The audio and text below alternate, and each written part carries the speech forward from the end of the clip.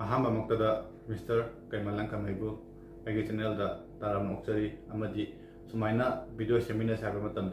हरा हराउन याबीरकपैदमक्तसु हाइनिंगा लेतना थगत फोंदोक्चरी ब्लॉग असिबु यंबीरकलिबा मिफम खुदिमकपुसु अथोइना तारम ओक्चरी मयामना अगे thumbnail दगे सदुम खंबीरमनी mister camel कमैसे IMUCT के एग्जाम रैंक होल्डर अमनी मतौकरमना IMUCT के एग्जाम से प्रिपरेशन तौरके प्रिपरेशन तौरगदमक्ता करी करी पाबे मथौ ताई अमदी Karamba college तमई अदुगा हजिक हजिकना Karamba company थबक तौरे हाबदो मयाम खंगमिनसी अदुगा merchant navy से मतौकरमना चंगनी मर्चेंट नेवी से चंगनबैदमक्ता फाइदगी चप चाबा मतम से करम कांदनो अदुगा डेक साइटना फगद्रा नत्रगना इंजिन साइटना फगद्रा असिगुम्बना चिंबा वहंग कया आई मागी मफमदा हंगजगे मैम ब्लॉग असिबु येमिनार्स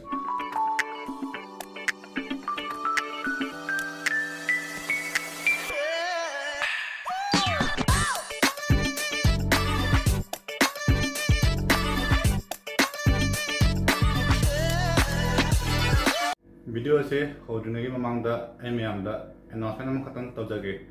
असिगी अनाउंसमेंट से अइना आगे यूट्यूब की स्टोरी दा आगे इंस्टाग्राम की स्टोरी दा अमदी फेसबुक की स्टोरी दा बुली थमजखरबनी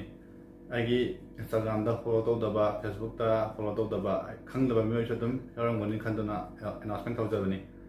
लाक्लिबा 26 जून 2020 दगी हमदक तहीगी IMUCT एग्जाम की फॉर्म फिलअप थाबा होरनी हाना ममांगदा 12 पास होइखरबा अमदी हंदक 12 थाबा लोरबा कांबुसिंग हंदक चहीदा चंगनिंगबा तारगदी अप्लाई तौबा यारगनी फॉर्म फिलअप तौसलबा मतुंगदा अइना ममांगदा हागिबा प्रोसेसिंग अदु तौबा यारगनी असिगी एलिजिबिलिटी क्राइटेरिया अदुगा करी करी कोर्स नो हाबदुदी IMUCT की वेबसाइट ता तंगगा अदुम मयामना खंबिबा यारगनी हौजिक क्वेश्चन दा लासी अहमदा अइना हंजनिंगिसे मिस्टर कैमलन कमैसे करी लमदगिनो अमदी क्लास नर्सरीदगिना कनो merchant navy college तमकपसे Karamba college तमके हैबसे मयामगे फंदा अंता हाइबियो Hello everyone, I mingna Kaimalyang Kapme Kowe. I laifamna Nungba subdivision, Naune district. I haksu Merchant Navy da thabak tawra laye. I company ke mamingna the Shipping Corporation of India haina Mumbai da laibane. I schooling na nursery diki class 10 pause I se akoi khunda Nungba da St. John School High School da ina karame. Adu hek loibada 11 and 12 na aina Infalda amuka HRD Human Resource Development Academy Ghari da aina tamnamme adu hek loiba matungda amuka aina college kana ba Delhi da chatlaga DU da aina graduation loisinamme aigi college ki maming na Sri Guru Teg Khalsa aina North Campus da lebne adu da aigi graduation loisinamme मथंगी question दा अइना हंजनिंगमदी brother ना merchant navy के line दा लाकपसे brother की one choice लापिब्रा नत्रगना ब्रदर दा गाइडलाइन तपिरपा मी लेखिब्रा समायना तौवाइना मरमदी मर्चेंट नेवी के लाइन से मिसिंगनदी क्या खंगनाबो ओइदे खै मणिपुर की मिसिंगना दुम खंगनाबबुसु लई खंगनादबना यमंगबद्रायना खल्ले मरमसिना हाइजबनिको अदुगा ब्रदर से कमाइन तौरा तमके ब्रदर की कॉलेज लाइफ के मतंगदा खितंग यांगे मफंदा थंबियो matau karamna aina Merchant Navy line da sangrakpanu haiba matam sida asi matang na hairedi aigi own choice da ai isamagi own da choice da dum changlakpani haiba tare kana amatana aingona guideline pb balaite aina college ka ba matam sida 6 semester da ka ba matam da aina net da thengna pa Merchant Navy gi maram da adu matam da gi aina yam interest lerammi adugi adum aina hek graduation loiba matam sida aina adum Merchant Navy ki coaching lauraga adum aina Merchant Navy line da dum changrak pane aduga ai gi training college ki maram da aina kitang haisage ai gi training college ke maming na Maritime Training Institute Mumbai Powai da lebne aduga company ke maming na the Shipping Corporation of India asi company sida ship se masing surga leye tankers sida VCLL leye aduga oil tankers leye aduga products ꯑꯗꯨꯒꯨꯝꯕ ꯌꯥꯝ ꯂꯩꯌꯦ ꯑꯗꯨꯒ bulk ꯀꯦꯔꯤꯌꯔꯁꯨ ꯌꯥꯝ ꯂꯩꯌꯦ ꯑꯩꯈꯣꯏꯗ ꯑꯗꯨꯒ container ꯁꯤꯞꯁꯦ ꯑꯃꯈꯛꯇ ꯂꯩꯌꯦ ꯑꯗꯨꯒ ꯑꯣꯐꯁꯣꯔ ꯚꯦꯁꯦꯜꯁꯨ ꯑꯗꯨꯝ ꯌꯥꯝꯅ ꯂꯩꯌꯦ ꯑꯗꯨꯒꯤ ꯃꯊꯛꯇ ꯑꯩꯈꯣꯏꯒꯤ ꯄꯦꯁꯦꯟꯖꯔ ꯁꯤꯞꯁꯨ ꯑꯗꯨꯝ 2 ꯂꯩꯌꯦ ꯑꯗꯣ ꯑꯁꯤ ꯑꯩꯒꯤ ꯀꯝꯄꯅꯤꯁꯤꯗ ꯃꯇꯧ ꯀꯔꯝꯅ ꯁ꯭ꯄꯣꯟꯁꯔꯁꯤꯞ ꯂꯦꯇꯔ ꯐꯪꯗꯣꯏꯅꯣ ꯍꯥꯏꯕ ꯃꯇꯝꯁꯤꯗ ꯈꯤꯇꯪ ꯍꯥꯏꯖꯒꯦ ꯁꯤ ꯁ꯭ꯄꯣꯟꯁꯔꯁꯤꯞ ꯂꯦꯇꯔꯒꯤ ꯃꯔꯝꯗꯁꯨ ꯑꯁꯤ ꯀꯝꯄꯅꯤꯗ ꯆꯪꯒꯦ ꯍꯥꯏꯔꯗꯤ ꯅꯪꯅ ꯏꯟꯇꯔꯚ꯭ꯌꯨꯁ ꯑꯗꯨꯒ ꯑꯦꯛꯖꯥꯝꯁ ꯄꯤꯅꯕ ꯃꯊꯧ ꯇꯥꯗꯦ ꯅꯪꯅ ꯇꯧꯒꯗꯧꯕꯕꯨ ꯅꯪꯅ SCIꯒꯤ ꯋꯦꯕꯁꯥꯏꯠꯇ ꯆꯪꯉꯒ ꯅꯪꯅ ꯁ꯭ꯄꯣꯟꯁꯔꯁꯤꯞ ꯂꯦꯇꯔ ꯑꯦꯄ꯭ꯂꯤꯀꯦꯁꯟ ꯗꯥꯎꯟꯂꯣꯗ ꯇꯧꯗꯣꯏꯅꯤ ꯑꯁꯤ ꯀꯔꯝꯕ ꯃꯇꯝꯗ ꯐꯪꯗꯣꯏꯅꯣ ꯁꯤ ꯑꯦꯄ꯭ꯂꯤꯀꯦꯁꯟ ꯂꯦꯇꯔꯁꯦ ꯍꯥꯏꯕ ꯃꯇꯝꯁꯤꯗ IMU CET ꯑꯦꯛꯖꯥꯝꯒꯤ ꯃꯃꯥꯡ ꯊꯥ ꯑꯃ ꯃꯃꯥꯡꯗ ꯃꯣꯏꯅ SCIꯒꯤ ꯋꯦꯕꯁꯥꯏꯠꯇ ꯑꯗꯨꯝ ꯑꯞꯂꯣꯗ ꯇꯧꯔꯛꯀꯅꯤ ꯑꯗꯨꯗ ꯅꯣꯏꯅ ꯆꯪꯉꯒ ꯗꯥꯎꯟꯂꯣꯗ ꯇꯧꯔꯒ ꯐꯤꯜ ꯇꯧꯗꯣꯏꯅꯤ ꯑꯗꯨ ꯐꯤꯜ ꯇꯧꯕ ꯍꯦꯛ ꯂꯣꯏꯕ ꯃꯇꯨꯡꯗ ꯃꯣꯏꯅ ꯏꯃꯦꯜ 5 ꯄꯤꯔꯛꯀꯅꯤ ꯑꯗꯨ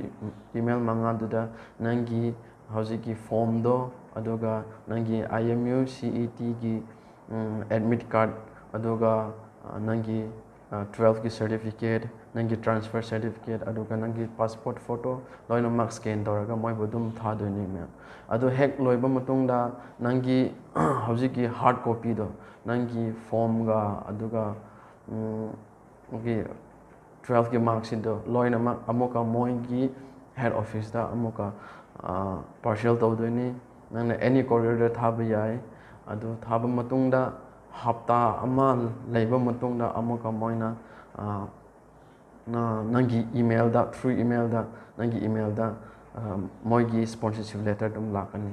ꯑꯗꯨ ꯂꯥꯛꯑꯦ ꯍꯥꯏꯅ ꯅꯪ ꯍꯔꯥꯎꯅꯤꯡꯉꯥꯏ ꯂꯩꯇꯦ ꯍꯣꯏ ꯍꯔꯥꯎꯕꯗꯤ ꯍꯔꯥꯎꯔꯝꯃꯅꯤ ꯑꯗꯨꯕꯨ ꯈꯤꯇꯪ ꯅꯨꯡꯉꯥꯏꯇꯕꯅꯣ ꯍꯥꯏꯕ ꯃꯇꯝꯁꯤꯗꯗꯤ ꯅꯪꯒꯤ ꯁ꯭ꯄꯣꯟꯁꯔꯁꯤꯞ ꯂꯦꯇꯔꯗꯤ ꯁꯤꯀ꯭ꯌꯣꯔ ꯑꯣꯏꯗ꯭ꯔꯤ ꯍꯥꯏꯕ ꯃꯔꯝꯗꯤ ꯅꯪꯅ IMU CET ꯑꯦꯛꯖꯥꯝꯗ ꯅꯪꯒꯤ ꯔꯦꯡꯗꯣ ꯑꯣꯜ ꯏꯟꯗꯤꯌꯥ ꯔꯦꯡꯗ ꯌꯥꯝ ꯋꯥꯡꯅ ꯂꯥꯛꯇ꯭ꯔꯗꯤ 500ꯒꯤ ꯑꯕꯞꯇ ꯂꯥꯛꯔꯝꯗ꯭ꯔꯗꯤ ꯅꯪꯒꯤ ꯁ꯭ꯄꯣꯟꯁꯔꯁꯤꯞ ꯂꯦꯇꯔꯗꯣ ꯑꯗꯨꯝ ꯃꯥꯡꯕꯒ ꯆꯞ ꯃꯥꯟꯅꯕꯅꯤ ꯅꯪꯅ 500 ꯑꯕꯞ ꯑꯗꯨꯝ ꯂꯧꯕ ꯉꯝꯃꯗꯤ ꯑꯗꯨꯝ ꯃꯣꯏꯅ ꯑꯗꯨꯝ ꯅꯪꯒꯤ ꯃꯦꯔꯤꯠ ꯂꯤꯁꯇ ꯑꯗum ꯁꯦꯂꯦꯛꯁꯟ ꯊꯣꯛꯀꯅꯤ ꯑꯗꯨꯕꯨ 500 to 1000 ꯃꯅꯨꯡꯗ ꯂꯩꯔꯗꯤ ꯅꯪꯒꯤ ꯋꯦꯇꯤꯡ ꯂꯤꯁꯇ ꯑꯗꯨꯝ ꯂꯩꯒꯅꯤ ꯋꯦꯇꯤꯡ ꯂꯤꯁꯁꯦ ꯀꯃꯥꯏꯅ ꯑꯗꯨꯝ ꯃꯣꯏꯅ ꯑꯃꯨꯛ ꯂꯧꯈꯠꯄꯅꯣ ꯍꯥꯏꯕ ꯃꯇꯝꯁꯤꯗ ꯃꯦꯔꯤꯠ ꯂꯤꯁꯇꯣ ꯍꯥꯟꯅ ꯃꯣꯏ ꯂꯧꯈꯠꯄ ꯃꯇꯝꯗ ꯃꯤ ꯂꯥꯛꯇꯕ ꯑꯇꯣꯞꯄ ꯀꯝꯄꯅꯤꯗ ꯆꯠꯄꯒꯨꯝ ꯇꯧꯕ ꯑꯗꯨꯒꯤ ꯚꯦꯀꯦꯟꯁꯤ ꯂꯩꯕꯗꯣ ꯑꯗꯨ ꯃꯣꯏ ꯑꯗꯨꯝ ꯂꯧꯕꯅꯤ ꯋꯦꯇꯤꯡ ꯁꯤꯠꯁꯦ ꯑꯗꯨꯝ ꯁꯦꯔꯤꯌꯦꯜ ꯅꯝꯕꯔ ꯋꯥꯏꯁ ꯑꯗꯨꯝ ꯂꯧꯈꯠꯄꯅꯤ ꯑꯗꯨꯒ ꯑꯗꯨ ꯅꯪꯅ ꯔꯤꯄꯣꯔꯠ ꯄꯤꯕ ꯃꯇꯝꯁꯤꯗ ꯃꯣꯏꯅ ꯗꯦꯗꯂꯥꯏꯟ ꯄꯤꯒꯅꯤ ꯑꯗꯨ ꯃꯇꯝꯗ ꯍꯦꯛ ꯂꯥꯛꯇ꯭ꯔꯗꯤ ꯃꯣꯏꯅ ꯑꯗꯨꯝ ꯋꯦꯇꯤꯡ ꯂꯤꯁ ꯀꯥꯡꯕꯨ ꯑꯗꯨꯝ ꯂꯧꯈꯠꯀꯅꯤ ꯃꯣꯏꯅ ꯑꯗꯣ ꯅꯪꯅ ꯔꯤꯄꯣꯔꯠ ꯄꯤꯕ ꯅꯨꯃꯤꯠꯇꯒꯤ ꯅꯪꯒꯤ ꯃꯦꯗꯤꯀꯦꯜ ꯇꯦꯁꯁꯨ ꯑꯗꯨꯝ ꯇꯧꯒꯅꯤ ꯃꯦꯗꯤꯀꯦꯜ ꯇꯦꯁꯁꯦ ꯕ꯭ꯔꯣ ꯑꯊꯣꯏꯅꯁꯨ ꯑꯗꯨꯝ ꯍꯥꯏꯖꯈ꯭ꯔꯕꯅꯤ ꯑꯗꯨꯒꯤ ꯄ꯭ꯔꯣꯁꯤꯗ꯭ꯌꯨꯔꯗꯨ ꯑꯗꯨꯝ ꯆꯠꯊꯒꯅꯤ ꯅꯪꯒꯤ ꯍꯥꯏꯠ ꯌꯦꯡꯒꯅꯤ ꯅꯪꯒꯤ ꯐꯨꯜ ꯕꯣꯗꯤ ꯆꯦꯛꯑꯞ ꯇꯧꯒꯅꯤ ꯅꯪꯒꯤ ꯕꯣꯗꯤꯗꯣ ꯐꯤꯠ ꯑꯣꯏꯔꯗꯤ ꯑꯗꯨꯝ ꯃꯣꯏꯒꯤ ꯑꯗꯨꯝ ꯑꯩꯈꯣꯏꯒꯤ ꯀꯝꯄꯅꯤꯗ ꯑꯗꯨꯝ ꯁꯦꯂꯦꯛꯁꯟ ꯑꯗꯨꯝ ꯊꯣꯛꯀꯅꯤ ꯑꯗꯣ ꯅꯪꯅ ꯑꯟꯐꯤꯠ ꯑꯣꯏꯔꯗꯤ ꯑꯗꯨꯝ ꯎꯄꯥꯏ ꯂꯩꯇ꯭ꯔꯦ ꯑꯗꯣ ꯑꯃꯨꯛꯀ ꯅꯪꯅ ꯃꯤꯠꯇ ꯑꯗꯨꯝ ꯄ꯭ꯔꯣꯕ꯭ꯂꯦꯝ ꯂꯩꯕ ꯑꯣꯏꯔꯗꯤ ꯑꯗꯨꯝ ꯃꯣꯏꯅ ꯀꯟꯁꯦꯁꯟꯁꯨ ꯑꯗꯨꯝ ꯄꯤꯌꯦ ꯂꯣꯏꯔꯗꯤ ꯑꯗꯨꯝ ꯂꯥꯛꯑꯣ ꯍꯥꯏꯕ ꯑꯗꯨꯝ ꯌꯥꯎꯋꯦ ꯑꯗꯨꯕꯨ ꯂꯥꯏꯕꯛ ꯊꯤꯕ ꯀꯥꯡꯕꯨꯗꯤ ꯑꯗꯨꯝ ꯇꯣꯛꯄ ꯀꯥꯡꯕꯨꯁꯨ ꯑꯗꯨꯝ ꯌꯥꯎꯔꯦ ꯃꯊꯪꯒꯤ ꯀ꯭ꯋꯦꯁꯟ ꯑꯣꯏꯅ ꯑꯩꯅ ꯍꯪꯖꯅꯤꯡꯕꯗꯤ ꯕ꯭ꯔꯗꯔꯅ IMU CET ꯑꯦꯛꯖꯥꯝꯒꯤ ꯄ꯭रिꯄꯦꯔꯦꯁꯟ ꯇꯧꯕꯤꯔꯛꯄꯁꯦꯀꯣ ꯗꯦꯍꯔꯥꯗꯨꯟꯗ ꯊꯥ 3ꯒꯤ ꯀꯣꯆꯤꯡ ꯇꯧꯕꯤꯔꯛꯑꯦꯅ ꯕ꯭ꯔꯗꯔꯅ ꯍꯥꯏꯕꯤꯔꯦ ꯑꯗꯣ ꯑꯩꯅ ꯍꯪꯖꯅꯤꯡꯕꯗꯤ ꯍꯧꯖꯤꯛ ꯏꯟꯈꯠꯂꯛꯂꯤꯕ ꯀ꯭ꯂꯥꯁ 9, 10, 11, 12 ꯀꯥꯔꯤꯕ ꯅꯨꯄꯥ ꯅꯠꯇ꯭ꯔꯒ ꯅꯨꯄꯤꯀꯣ ꯃꯈꯣꯏꯅ ꯃꯥꯔꯆꯦꯟ ꯅꯦꯚꯤꯒꯤ ꯂꯥꯏꯟꯗ ꯑꯦꯅꯤ ꯃꯤꯑꯣꯏ ꯑꯃꯅ ꯃꯥꯔꯆꯦꯟ ꯅꯦꯚꯤ ꯂꯥꯏꯟꯗ ꯆꯪꯂꯛꯄ ꯃꯇꯝꯗ ꯕ꯭ꯔꯗꯔꯒꯨꯝꯅ IMU CET ꯑꯦꯛꯖꯥꯝꯁꯦ ꯄ꯭ꯔꯤꯄꯦꯌꯔ ꯇꯧꯕ ꯃꯊꯧ ꯇꯥꯏꯌꯦꯅ ꯈꯟꯕ꯭ꯔꯥ ꯇꯥꯗꯦꯅ ꯈꯟꯕꯤꯕ꯭ꯔꯥ IMU CETꯒꯤ ꯃꯇꯥꯡꯗ ꯈꯤꯇꯪ ꯋꯥꯍꯩ ꯈꯛꯇꯪ ꯊꯝꯕꯤꯌꯨ ꯑꯩꯅ IMU CET ꯑꯦꯛꯖꯥꯝꯁꯦ ꯀꯃꯥꯏꯅ ꯄ꯭ꯔꯤꯄꯦꯔꯦꯁꯟ ꯇꯧꯋꯦ ꯍꯥꯏꯕ ꯃꯇꯝꯗ ꯑꯩꯅ ꯗꯦꯍꯔꯥꯗꯨꯟꯗ ꯗꯨꯟ ꯗꯤꯐꯦꯟꯁ ꯑꯦꯀꯥꯗꯃꯤ ꯍꯥꯏꯕ ꯀꯣꯆꯤꯡ ꯁꯦꯟꯇꯔꯁꯤꯗ ꯑꯩꯅ ꯊꯥ 3ꯒꯤ ꯀꯣꯆꯤꯡ ꯂꯧꯈꯤꯕꯅꯤ ꯑꯗꯨ ꯈꯛꯇꯅꯤ ꯑꯩꯒꯤ ꯄ꯭ꯔꯤꯄꯦꯔꯦꯁꯟꯁꯦ ꯊꯥ 3 ꯈꯛꯇꯒꯤ ꯄ꯭ꯔꯤꯄꯦꯔꯦꯁꯟꯅꯤ ꯑꯩꯒꯤ ꯑꯁꯤ ꯀꯣꯆꯤꯡ ꯁꯦꯟꯇꯔꯁꯤ ꯌꯥꯝ ꯐꯕ ꯌꯥꯝ ꯅꯨꯡꯉꯥꯏꯕ ꯍꯥꯏꯕ ꯇꯥꯔꯦ ꯑꯣꯖꯥꯁꯤꯡꯁꯦ ꯑꯗꯨꯒ ꯃꯣꯏꯒꯤ ꯀꯣꯆꯤꯡ ꯁꯦꯟꯇꯔꯅ ꯑꯦꯛꯁꯄꯤꯔꯤꯌꯦꯟꯁ ꯌꯥꯝ ꯑꯣꯏꯕ ꯂꯥꯏꯛ ꯁꯦꯀꯦꯟ ꯑꯣꯐꯤꯁꯔꯁꯒꯨꯝꯕ ꯊꯥꯔꯠ ꯑꯣꯐꯤꯁꯔꯁꯒꯨꯝꯕ ꯃꯣꯏꯅ ꯂꯥꯛꯑꯒ ꯑꯩꯈꯣꯏꯕꯨ ꯑꯗꯨꯝ ꯒꯥꯏꯗ ꯇꯧꯕꯤꯕ ꯀꯝꯄꯅꯤꯒꯤ ꯃꯔꯝꯗ ꯑꯗꯨꯒ ꯀꯃꯥꯏꯅ IMUꯒꯤ ꯑꯦꯛꯖꯥꯝ ꯊꯥꯗꯣꯏꯅꯣ ꯍꯥꯏꯕꯒꯨꯝꯕ ꯃꯣꯏꯅ ꯃꯈꯣꯏꯕꯨ ꯑꯗꯨꯝ ꯄꯨꯛꯅꯤꯡ ꯊꯧꯒꯠꯍꯟꯕꯤꯕ ꯍꯥꯏꯇꯥꯔꯦ ꯑꯗꯨꯒꯨꯝꯕ ꯁꯨꯝ ꯌꯥꯝ ꯇꯧꯕꯤꯕ ꯑꯗꯨ ꯌꯥꯝ ꯅꯨꯡꯉꯥꯏꯕ ꯍꯥꯏꯇꯥꯔꯦ ꯑꯣꯖꯥꯁꯤꯡꯁꯨ ꯌꯥꯝ ꯅꯨꯡꯉꯥꯏ MU CETꯒꯤ ꯑꯦꯛꯖꯥꯝꯁꯗ ꯁ꯭ꯄꯦꯁꯦꯜ ꯀꯣꯆꯤꯡ ꯂꯧꯗꯕ ꯍꯥꯏꯕ ꯃꯇꯝꯁꯤꯗ ꯑꯩꯒꯤ ꯃꯣꯠꯇꯗꯤ ꯅꯪꯅ ꯀ꯭ꯂꯥꯁ 11 and 12ꯗ ꯅꯪꯅ ꯕꯦꯁꯤꯛꯇ ꯐꯖꯅ ꯅꯪꯅ ꯈꯪꯂꯝꯃꯗꯤ ꯌꯥꯝ ꯐꯖꯅ ꯅꯪꯅ ꯅꯩꯔꯒ ꯅꯪꯅ ꯈꯪꯉꯝꯃꯗꯤ ꯑꯁꯤ IMU CETꯒꯤ ꯑꯦꯛꯖꯥꯝꯁꯤꯗꯤ ꯅꯪ ꯌꯥꯝ ꯂꯥꯏꯅ ꯊꯣꯛꯀꯅꯤ ꯍꯥꯏꯅ ꯑꯩꯅ ꯈꯟꯖꯩ ꯍꯥꯏꯕꯗꯤ ꯀꯣꯆꯤꯡꯁꯦ ꯂꯧꯅꯤꯡꯉꯥꯏ ꯗꯔꯀꯥꯔ ꯌꯥꯝ ꯇꯥꯗꯦ ꯑꯁꯤꯁꯦ ꯖꯁ ꯕꯦꯁꯤꯛ ꯈꯛꯇꯅꯤ ꯅꯪꯅ ꯈꯪꯒꯗꯧꯕꯕꯨ ꯅꯪ ꯍꯧꯖꯤꯛ ꯀ꯭ꯋꯥꯟꯇꯤꯇꯦꯇꯤꯞꯁ ꯑꯦꯞꯇꯤꯇ꯭ꯌꯨꯠꯁꯀꯨꯝꯕ ꯑꯗꯨꯒ ꯖꯦꯅꯔꯦꯜ ꯅꯣꯂꯦꯖꯀꯨꯝꯕ ꯑꯗꯨꯕꯨꯗꯤ ꯅꯪꯅ ꯑꯗꯨꯝ ꯑꯞꯗꯦꯠ ꯇꯧꯕ ꯌꯥꯏ ꯑꯗꯨꯕꯨ ꯑꯅꯝꯕ ꯐꯤꯖꯤꯛꯁ ꯀꯦꯃꯤꯁꯇ꯭ꯔꯤ ꯃꯦꯠꯁ ꯑꯗꯨꯒ ꯏꯪꯂꯤꯁꯁꯦ ꯑꯗꯨꯝ ꯃꯦꯟ ꯑꯣꯏꯅ ꯃꯣꯏꯅ ꯍꯪꯕꯅꯤ ꯑꯗꯨꯒꯤ ꯃꯔꯝ ꯑꯣꯏꯕꯒꯤ ꯅꯪꯅ ꯁ꯭ꯄꯦꯁꯦꯜ ꯀꯣꯆꯤꯡꯁꯦ ꯃꯊꯧ ꯇꯥꯗꯦ ꯍꯥꯏꯅ ꯑꯩꯒꯤ ꯃꯣꯠꯇ ꯑꯗꯨꯝ ꯊꯝꯖꯅꯤꯡꯉꯤ ꯃꯊꯪꯒꯤ ꯀ꯭ꯋꯦꯁꯟ ꯑꯣꯏꯅ ꯑꯩꯅ ꯑꯗꯣꯝꯒꯤ ꯃꯐꯝꯗ ꯍꯪꯒꯠꯆꯅꯤꯡꯕꯗꯤꯀꯣ ꯑꯗꯣꯝꯁꯦ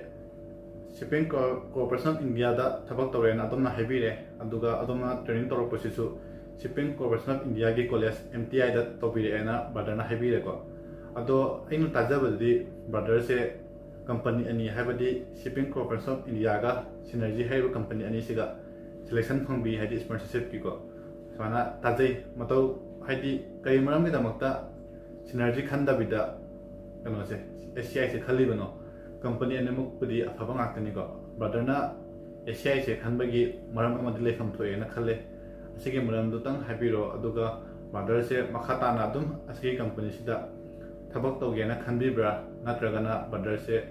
ꯑꯣꯐꯤꯁꯔ ꯀꯥꯔꯕ ꯃꯇꯨꯡꯗ ꯀꯝꯄꯅꯤ ꯆꯦꯟꯖ ꯇꯧꯒꯦꯅ ꯈꯟꯕꯤꯕ꯭ꯔꯥ ꯑꯁꯤ ꯃꯇꯥꯡꯁꯨ ꯃꯌꯥꯝꯒꯤ ꯃꯐꯝꯗ ꯊꯝꯍꯟꯅꯤꯡꯉꯤ ꯑꯩꯅ ꯃꯇꯧ ꯀꯔꯝꯅ SCIꯁꯦ ꯆꯨꯁ ꯇꯧꯕꯅꯣ ꯍꯥꯏꯕ ꯃꯇꯝꯁꯤꯗ ꯍꯣꯏ ꯁꯤꯅꯔꯖꯤꯁꯨ ꯌꯥꯝ ꯐꯩꯌꯦ ꯁꯦꯂꯔꯤꯒꯤ ꯃꯇꯥꯡꯗ ꯍꯥꯏꯔꯁꯨ ꯑꯗꯨꯒ ꯀꯝꯄꯅꯤꯒꯤ ꯃꯔꯝꯗ ꯍꯥꯏꯔꯁꯨ ꯁꯤꯅꯔꯖꯤꯁꯤ ꯌꯥꯝ ꯅꯨꯡꯉꯥꯏꯕ ꯀꯝꯄꯅꯤ ꯑꯃꯅꯤ ꯑꯗꯨꯒ ꯑꯩꯁꯨ ꯌꯥꯝ ꯄꯥꯝꯃꯝꯃꯦ ꯁꯤꯅꯔꯖꯤꯁꯦ ꯌꯥꯝ ꯄꯥꯝꯕꯒꯤ ꯑꯩꯅꯁꯨ ꯑꯗꯨꯝ ꯏꯟꯇꯔꯚ꯭ꯌꯨꯒ ꯑꯦꯛꯖꯥꯝꯁꯨ ꯑꯗꯨꯝ ꯄꯤꯕꯅꯤ ꯑꯗꯨꯒ ꯃꯣꯏꯅ ꯁꯨꯝ ꯁꯦꯂꯦꯛꯁꯟꯁꯨ ꯑꯗꯨꯝ ꯊꯣꯛꯄꯅꯤ ꯑꯗꯨꯕꯨ ꯑꯩꯅ SCIꯗ ꯑꯃꯨꯛꯀ ꯆꯪꯕ ꯍꯥꯏꯕꯁꯦ ꯑꯩꯅ ꯍꯣꯔꯦꯟ ꯑꯦꯛꯖꯥꯝꯁꯀꯨꯝꯕ ꯍꯥꯏꯕꯗꯤ ꯁꯦꯀꯦꯟ ꯃꯦꯠꯀꯤ ꯑꯦꯛꯖꯥꯝꯁꯀꯨꯝꯕ ꯄꯤꯕ ꯃꯇꯝꯁꯦ ꯌꯥꯝ ꯅꯨꯡꯉꯥꯏꯒꯗꯧꯕ ꯑꯗꯨꯒꯤ ꯑꯗꯨ ꯈꯛꯇꯅꯁꯨ ꯅꯠꯇꯦ ꯍꯣꯔꯦꯟ SCIꯗꯤ ꯃꯣꯏꯒꯤ ट्रेनिंग कॉलेज मैं मसागे लेबनी नुआजब है तारे अखोई एडवांटेजेस याम वांगना लेबा होरेन सेकेंड मेट की गुम्बा एग्जाम कोर्स मचा मचा तौब मतमसिदा अइबु नुआगे याम नुआगदौबा हाइबगी अदु खंजबगी आइना अदुम एशियादु नोजबनी होय सिनर्जीसु याम फब कंपनी अमनी अदुबु आइना अदुम एशियादु अदुम संजरकपनी एशिया सिदा आइना अदुम सेकेंड ऑफिसर्स फाउदे आइना अदुम सेलिंग तौगे सेलिंग से अदुम तौगे आइना खल्ले शिपिंग कॉर्पोरेशन ऑफ इंडिया एशिया सिदा अदुबु आइना सेकेंड ऑफिसर्स की हेक लोइबा मतुंगदा आइना अमुका सिनर्जी अदुम चेंज तौगे आइना अदुम आइकी वखलदा अदुम लये अदोमगी ममल जामनबा वहीसिंगदुगिदमक्ता अदोमबु थागतपा फोंदोक्चरी अमदि अदोमगी सिटाइमदो याम थुना लोइबा मतुंगदा एग्जाम थारकपा मतमदा सेकेंड मेट की अमुक्ता क्लियर तौरगा ऑफिसर से याम थुना कारगा मयामगी सेवा तौबा ngamba oibiyo haiduna brotherdasu wish tawjari aduga aisu second meet थारकपा मतमदा अमुक्ता क्लियर तौबा ngamba oijage aduga mathangi question da aina hangjaningबदी को कॉलेज अफबा मैम लेको इंडिया दा एंग्लो वेस्टर्न गुम्बा अदैदी तोलानी गुम्बा अदैदी IMI गुम्बा अदैदी ARI गुम्बा सिगुम्बा कॉलेज से दुम मियाम सु दुम सजेस्ट तवी मियाम ना पामनो कॉलेज नतनी को असिगुम्बा कॉलेज मियाम सिदा ब्रदर से अप्लाई तबिरप्रा नत्रगना तबिरक्तब्रा हाबदु अमतंग हाबियो होय एंग्लो तोलानी अदुगा सिम्स ग्रेट ईस्टर्न्स मोइसे होय याम अफबा ट्रेनिंग इंस्टीट्यूट ने असुकी मतिक याम फाबा कंपनी से दुम मोइदा दुम लाए ꯑꯗꯨꯕꯨ ꯑꯩꯅ ꯀꯩ ꯃꯔꯝꯒꯤ ꯑꯩꯅ ꯃꯣꯏꯒꯤ ꯀꯝꯄꯅꯤꯗ ꯅꯠꯇ꯭ꯔꯒ ꯏꯟꯁꯇꯤꯇ꯭ꯌꯨꯠꯇ ꯑꯩꯅ ꯖꯣꯏꯟ ꯇꯧꯕꯅꯣ ꯍꯥꯏꯕ ꯃꯔꯝꯗ ꯈꯤꯇꯪ ꯍꯥꯏꯖꯅꯤꯡꯉꯤ ꯍꯥꯏꯕꯗꯤ ꯍꯣꯏ ꯑꯩ ꯑꯦꯡꯒ꯭ꯂꯣꯕꯨꯗꯤ ꯑꯗꯨꯝ ꯑꯩꯅ ꯇ꯭ꯔꯥꯏ ꯇꯧꯖꯩ ꯑꯦꯡꯒ꯭ꯂꯣꯁꯦ ꯑꯩꯅ ꯑꯗꯨꯝ ꯑꯦꯛꯖꯥꯝꯁ ꯄꯤꯕ ꯃꯇꯝꯁꯤꯗ ꯑꯗꯨꯝ ꯍꯣꯏ ꯑꯦꯛꯖꯥꯝꯁꯕꯨꯗꯤ ꯑꯗꯨꯝ ꯊꯣꯛꯑꯦ ꯑꯗꯨꯕꯨ ꯃꯊꯪ ꯍꯥꯏꯗꯤ ꯃꯦꯗꯤꯀꯦꯜ ꯑꯗꯨꯒ ꯁꯥꯏꯀꯣꯃꯦꯇ꯭ꯔꯤꯛ ꯇꯦꯁ ꯑꯗꯨꯒ ꯏꯟꯇꯔꯚ꯭ꯌꯨ ꯑꯗꯨꯝ ꯃꯊꯪ ꯂꯩ ꯑꯩꯅ ꯑꯃꯨꯛꯀ ꯁꯥꯏꯀꯣꯃꯦꯇ꯭ꯔꯤꯛ ꯇꯦꯁ ꯄꯤꯕ ꯃꯇꯝꯗ ꯑꯩꯅ ꯁꯥꯏꯀꯣꯃꯦꯇ꯭ꯔꯤक ꯇꯦꯁꯁꯤꯗꯤ ꯑꯗꯨꯝ ꯑꯩꯅ ꯈꯤꯇꯪ ꯁꯣꯏꯕꯒꯤ ꯑꯗꯨꯝ ꯑꯩꯅ ꯂꯩꯍꯧꯕꯅꯤ ꯁꯥꯏꯀꯣꯃꯦꯇ꯭ꯔꯤꯛꯁꯤ ꯀꯃꯥꯏꯅ ꯇꯧꯕꯅꯣ ꯍꯥꯏꯕ ꯃꯇꯝꯁꯤꯗ ꯁꯥꯏꯀꯣꯃꯦꯇ꯭ꯔꯤक ꯇꯦꯁ ꯍꯥꯏꯕꯁꯦ ꯑꯩꯈꯣꯏꯕꯨ ꯑꯗꯨꯝ ꯇꯦꯁ ꯇꯧꯕꯅꯤ ꯑꯩꯈꯣꯏꯁꯦ ꯀꯌꯥꯃꯨꯛ ꯑꯣꯅꯦꯁꯇꯤ ꯑꯣꯏꯕ꯭ꯔꯥ ꯍꯥꯏꯕꯗꯣ ꯑꯩꯈꯣꯏꯕꯨ ꯑꯗꯨꯝ ꯇꯦꯁ ꯇꯧꯖꯕꯅꯤ ꯀꯝꯄꯅꯤꯁꯤꯡꯅ ꯑꯗꯨ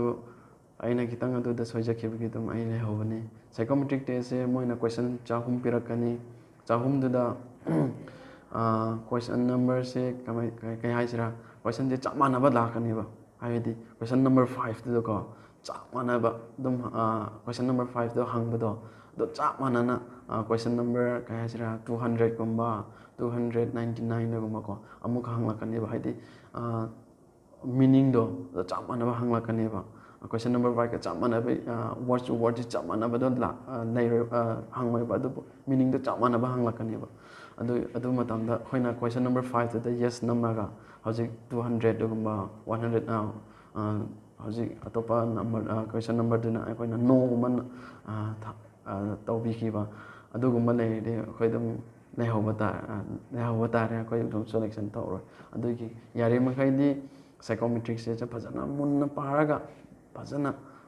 ꯒ꯭ꯌꯥꯟ ꯇꯥꯔꯒ ꯑꯗꯨꯝ ꯄꯤꯕꯤꯌꯣ ꯍꯥꯏꯅ ꯑꯗꯨꯝ ꯊꯝꯖꯅꯤꯡꯉꯤ ꯁꯥꯏꯀꯣꯃꯦꯇ꯭ꯔꯤꯛ ꯇꯦꯁꯀꯤ ꯃꯔꯝꯗ ꯑꯗꯨꯒ ꯇꯣꯂꯥꯅꯤꯒꯨꯝꯕꯁꯦ ꯍꯣꯏ ꯇꯣꯂꯥꯅꯤꯁꯦ ꯑꯩꯁꯨ ꯑꯗꯨꯝ ꯑꯩꯁꯨ ꯇꯣꯂꯥꯅꯤꯗꯁꯨ ꯑꯗꯨꯝ ꯇꯝꯅꯤꯡꯉꯤ ꯑꯗꯨꯕꯨ ꯇꯣꯂꯥꯅꯤꯗ ꯂꯩꯕ ꯀꯝꯄꯅꯤꯁꯤꯡꯁꯦ ꯑꯩꯅ ꯁ꯭ꯄꯣꯟꯁꯔꯁꯤꯞ ꯂꯦꯇꯔꯁꯦ ꯑꯩꯅ ꯑꯗꯨം ꯇ꯭ꯔꯥꯏ ꯇꯧꯗꯕ ꯑꯗꯨꯒꯤ ꯃꯔꯝ ꯑꯣꯏꯗꯅ ꯑꯩꯅ ꯑꯗꯨꯝ ꯇꯣꯂꯥꯅꯤꯗꯁꯦ ꯑꯗꯨꯝ ꯖꯣꯏꯟ ꯇꯧꯗꯕꯅꯤ ꯕ꯭ꯔꯗꯔꯁꯦ ꯑꯦꯡꯒ꯭ꯂꯣꯁꯇꯟꯒꯤ ꯁꯥꯏꯀꯣꯃꯦꯇ꯭ꯔꯤक ꯇꯦꯁꯇ ꯂꯩꯍꯧꯔꯦ ꯍꯥꯏꯕ ꯇꯥꯔꯒꯁꯨ ꯕ꯭ꯔꯗꯔꯁꯦ ꯏꯟꯗꯤꯌꯥꯒꯤ one of the best company ꯃꯤꯅ ꯌꯥꯝꯅ ꯗ꯭ꯔꯤꯝ ꯇꯧꯅꯔꯤꯕ ꯀꯝꯄꯅꯤ ꯑꯃꯗ ꯕ꯭ꯔꯗꯔ ꯍꯧꯖꯤꯛ ꯊꯕꯛ ꯇꯧꯔ ꯂꯩꯔꯤꯕꯅꯤ ꯑꯁꯤꯅ ꯀꯩꯁꯨ ꯀꯥꯏꯗꯦꯅ ꯈꯜꯂꯦ ꯑꯗꯨꯒ ꯍꯣꯠꯄꯨ ꯍꯣꯠꯅꯕ ꯀꯟꯕ ꯇꯥꯔꯒꯗꯤ ꯁꯤꯒꯤ ꯑꯦꯡꯒ꯭ꯂꯣꯁꯇꯟ ꯈꯛꯇ ꯅꯠꯇꯦ ꯁꯤꯗꯩ ꯍꯦꯟꯅ ꯑꯐꯕ ꯀꯝꯄꯅꯤ ꯃꯌꯥꯝ ꯑꯃꯁꯨ ꯂꯩꯔꯤ ꯑꯁꯤꯗ ꯁꯣꯏꯗꯅ ꯆꯥꯟꯁ ꯐꯪꯒꯅꯤꯅ ꯈꯜꯂꯤ ꯑꯗꯣ ꯃꯊꯪ ꯀꯣꯏꯁꯟꯗ ꯑꯩꯅ ꯂꯥꯛꯆꯅꯤꯡꯕꯗꯤ ꯃꯥꯔꯆꯦꯟ ꯅꯦꯚꯤ ꯆꯪꯕꯁꯦ ꯀ꯭ꯂꯥꯁ 10 ꯄꯥꯁ ꯇꯧꯔꯒꯁꯨ ꯆꯪꯕ ꯑꯃ ꯌꯥꯔꯦ ꯑꯗꯩꯗꯤ 12 ꯄꯥꯁ ꯇꯧꯔꯒ ꯆꯪꯕꯁꯨ ꯌꯥꯏ ꯑꯗꯨꯒ ꯒ꯭ꯔꯦꯖꯨꯑꯦꯁꯟ ꯍꯥꯏꯗꯤ ꯕꯤꯇꯦꯛ ꯇꯝꯃꯒ ꯆꯪꯕꯁꯤꯅ ꯑꯃꯗ ꯂꯩꯈ꯭ꯔꯒ ꯍꯥꯏꯗꯤ ꯆꯨꯝꯅꯒꯤ ꯒ꯭ꯔꯦꯖꯨꯑꯦꯁꯟ ꯇꯧꯔꯒ ꯆꯪꯕ ꯑꯃꯁꯨ ꯂꯩꯔꯤꯗꯅꯀꯣ ꯁꯤꯁꯤꯒ ꯈ꯭ꯋꯥꯏꯗꯒꯤ ꯆꯞ ꯆꯥꯕ ꯃꯇꯝꯁꯦ ꯀꯔꯝꯕ ꯑꯣꯏꯒꯅꯤꯅ ꯈꯜꯂꯤ ꯕ꯭ꯔꯗꯔꯒꯤ ꯃꯣꯠꯇꯗꯤ ꯅꯦꯚꯤꯁꯦ ꯀꯃꯥꯏꯅ ꯆꯪꯗꯣꯏꯅꯣ ꯍꯥꯏꯕ ꯃꯇꯝꯁꯤꯗ ꯀ꯭ꯂꯥꯁ 10 ꯂꯣꯏꯔꯒ ꯆꯪꯉꯛꯄ ꯍꯥꯏꯕꯁꯤ ꯌꯥꯔꯤꯃꯈꯩꯗꯤ ꯇꯧꯕꯤꯒꯅꯨ ꯍꯥꯏꯕꯗꯤ ꯀ꯭ꯂꯥꯁ 10ꯒꯤꯁꯦ ꯖꯦꯅꯔꯦꯜ ꯄꯔꯄꯁ ꯍꯥꯏꯅ ꯂꯩꯌꯦ ꯑꯁꯤꯁꯦ ꯖꯦꯅꯔꯦꯜ ꯄꯔꯄꯁ ꯁꯤ ꯀ꯭ꯂꯥꯁ 10ꯒꯤꯁꯦ ꯍꯧꯖꯤꯛꯀꯥꯟꯁꯦ ꯀꯌꯥ ꯖꯣꯕ ꯑꯣꯐꯔ ꯂꯥꯛꯇ꯭ꯔꯕꯅꯤ ꯍꯥꯟꯅꯗꯤ ꯑꯗꯨꯝ ꯌꯥꯝ ꯂꯥꯛꯑꯦ ꯑꯗꯨꯕꯨ ꯍꯧꯖꯤꯛꯀꯥꯟꯗꯤ ꯑꯗꯨꯝ ꯂꯥꯛꯇ꯭ꯔꯦ ꯃꯇꯝꯒꯤ ꯃꯇꯨꯡ ꯏꯟꯅ ꯑꯗꯨꯒꯤ ꯌꯥꯔꯤꯃꯈꯩꯗꯤ ꯀ꯭ꯂꯥꯁ 12 ꯂꯣꯏꯔꯒ ꯑꯗꯨꯝ ꯆꯪꯕꯤꯔꯛꯎ ꯑꯁꯤ ꯖꯦꯅꯔꯦल ꯄꯔꯄꯁꯀꯤꯗꯤ ꯑꯣꯐꯤꯁꯔ ꯑꯣꯏꯅꯕꯁꯨ ꯌꯥꯝ ꯋꯥꯏ ꯍꯥꯏꯕꯗꯤ ꯃꯇꯝ ꯌꯥꯝ ꯀꯨꯏꯅ ꯂꯧꯋꯦ ꯌꯥꯝ ꯁꯥꯡꯅ ꯂꯧꯋꯦ ꯑꯁꯤ ꯃꯔꯛꯁꯤꯗ ꯀꯣꯔꯁ ꯃꯆꯥꯁꯨ ꯂꯧꯒꯅꯤ ꯑꯗꯨꯒꯤ ꯑꯗꯨꯝ ꯄꯩꯁꯥꯁꯨ ꯌꯥꯝ ꯆꯪꯒꯅꯤ ꯑꯗꯨꯒꯤ ꯌꯥꯔꯤꯃꯈꯩꯗꯤ ꯀ꯭ꯂꯥꯁ 12 ꯂꯣꯏꯔꯒ ꯑꯗꯨꯝ ꯆꯪꯕꯤꯔꯛꯎ ꯍꯥꯏꯅ ꯍꯥꯏꯖꯅꯤꯡꯉꯦ ꯅꯪꯅ ꯀ꯭ꯂꯥꯁ 12 ꯂꯣꯏꯔꯒ ꯆꯪꯖꯒꯦ ꯍꯥꯏꯔꯁꯨ ꯅꯪꯅ ꯀ꯭ꯂꯥꯁ 12ꯗ 11 and 12ꯗ ꯅꯪꯅ ꯕꯦꯁꯤꯛ ꯐꯖꯅ ꯀ꯭ꯂꯤꯌꯔ ꯇꯧꯕꯤꯌꯨ ꯑꯗꯨꯒ PCMꯁꯤꯗ ꯅꯪꯅ 60 above ꯑꯗꯨꯝ ꯇꯧꯕꯤꯌꯨ ꯑꯦꯒ꯭ରିꯒꯦꯠꯁꯤꯗ ꯑꯗꯨꯒ ꯏꯪꯂꯤꯁꯇꯁꯨ ꯑꯃꯨꯛꯀ 60% ꯂꯧꯕꯤꯌꯨ ꯅꯪꯅ ꯑꯐꯕ ꯀꯝꯄꯅꯤꯗ ꯆꯪꯒꯦ ꯍꯥꯏꯕ ꯇꯥꯔꯗꯤ ꯅꯪꯒꯤ ꯄꯥꯔꯁꯦꯟꯇꯦꯖꯇꯣ 70 to 80 above ꯂꯧꯒꯗꯧꯕꯅꯤ ꯂꯥꯏꯛ ꯃꯥꯔꯛꯁꯒꯨꯝꯕ ꯕꯤꯐ꯭ꯂꯤꯠꯒꯨꯝꯕ ꯅꯠꯇ꯭ꯔꯒ MSCꯒꯨꯝꯕ ꯁꯤꯅꯔꯖꯤꯒꯨꯝꯕ ꯑꯁꯤꯁꯤꯡꯁꯦ ꯌꯥꯔꯤꯃꯈꯩꯗꯤ ꯄꯥꯔꯁꯦꯟꯇꯦꯖ ꯋꯥꯡꯕ ꯃꯣꯏꯅ ꯂꯧꯕꯅꯤꯅ ꯌꯥꯔꯤꯃꯈꯩꯗꯤ ꯑꯗꯨꯝ ꯄꯥꯔꯁꯦꯟꯇꯦꯖ ꯋꯥꯡꯅꯕ ꯇꯧꯕꯤꯌꯣ ꯀ꯭ꯂꯥꯁ 11 and 12 ꯀ꯭ꯂꯥꯁ 12ꯒꯤ ꯄꯥꯔꯁꯦꯟꯇꯦꯖꯇꯣ PCMꯗ ꯑꯗꯨꯒ ꯒ꯭ꯔꯦꯖꯨꯑꯦꯁꯟ ꯂꯣꯏꯕ ꯍꯥꯏꯕꯁꯤ ꯑꯅꯝꯕꯅ ꯀ꯭ꯂꯥꯁ 12 ꯑꯁꯤ ꯗꯦꯛꯁ ꯍꯥꯏꯁꯦ